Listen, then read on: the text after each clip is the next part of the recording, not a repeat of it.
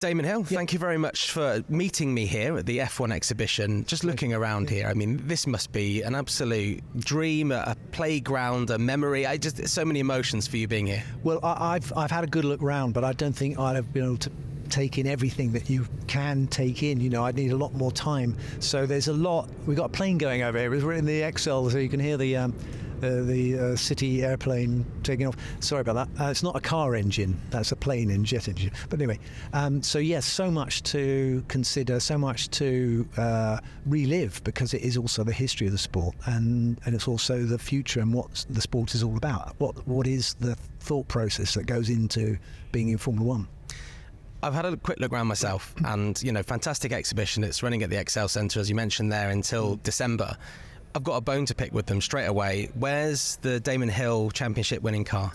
Well, that is a good question. Probably in Williams Heritage, is being pulled apart and rebuilt or something. They do that rather a lot. So there's plenty of other cars here. There is there are some cars that are relevant to the Hill name, because there's the cars that my dad raced in the 1960s, the Lotus 49, which is a groundbreaking design change in the concept of Formula One cars. So that's a key exhibit.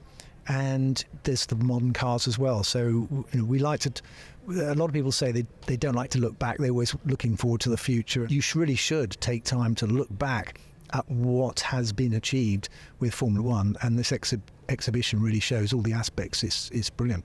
I feel there's a lot of negativity that goes towards fans that are new to the sport from Drive to Survive, and actually new fans to any sport is a good thing, and they shouldn't be hounded the way that some of them are. And actually something like this is great for filling in those gaps. If you are a new fan, you can go back and look at what you were doing and what your father was doing and really immerse yourself. Well, I suppose true aficionados, in inverted commas, can get a little bit sniffy when they got new people interested in their sport, and they're talking about things that are not in their line of sight.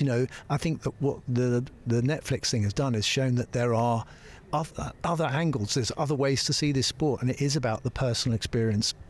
It is about the emotion and the relationships.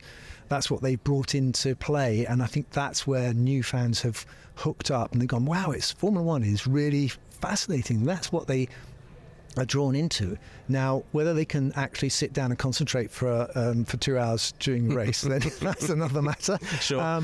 Because it isn't all served up as in an edited highlights race. You do have to apply yourself a little bit. But come to the exhibition if you're really interested, or even if you've got a tiny bit of interest, come and see what it's all about here, because you can get stuck in and look at the detail that makes this sport special. I mean, I keep making the point that it's about problem solving. It's about finding a solution. It's about never giving up. And that's expressed through the driving, and also through the engineering and the teams that take part, and also the media as well, because the media, the coverage of the sport is, there are people who are dedicated to covering every little detail, like yourself.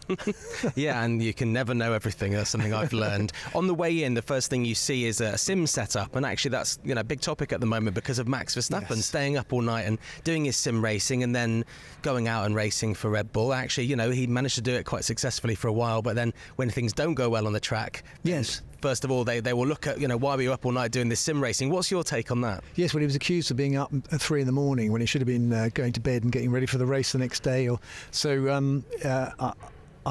think he's a fairly independent person. He'll probably still be up at 3 a.m. doing what he wants, but it's no good if it affects your performance. But I'm absolutely hopeless on sims. I mean, I can't do them.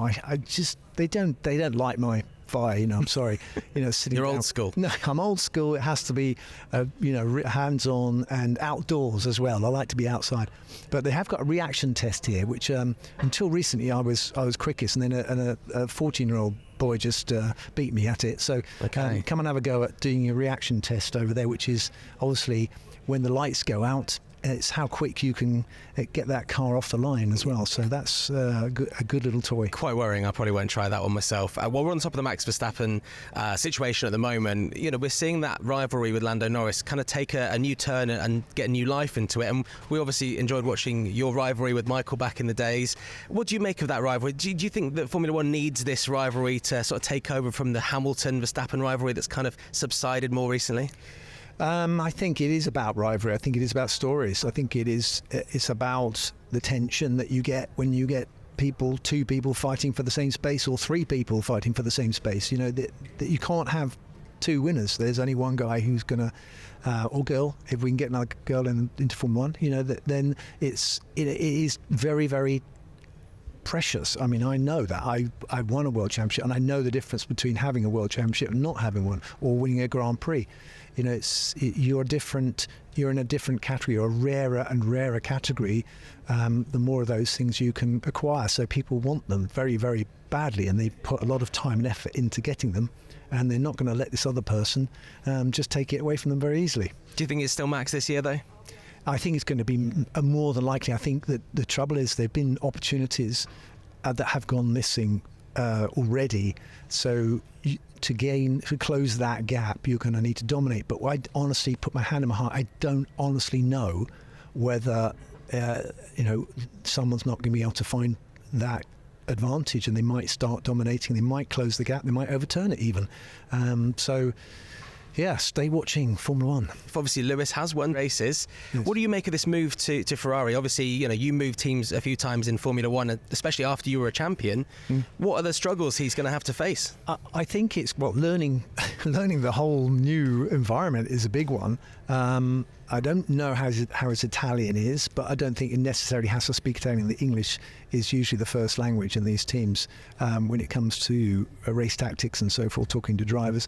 But, you know, I think he'll love it. I think it's going to be great for the sport. I think it'll be stimulating for him.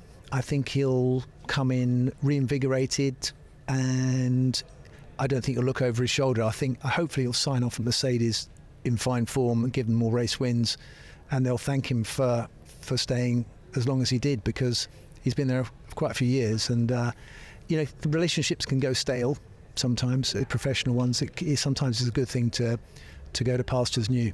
Knowing that he does tie the record for championships with your great rival, and him being a fellow Brit, do you kind of hope that Lewis wins that 8th World Championship? Well, you can understand. I prefer that a Brit was at the top of the tree in that department. But you know, so Lewis, I was rooting for him. But the anomaly of Abu Dhabi and the tantalising lost championship, wouldn't it be great if he could recover that in a Ferrari? That would be a tremendous story.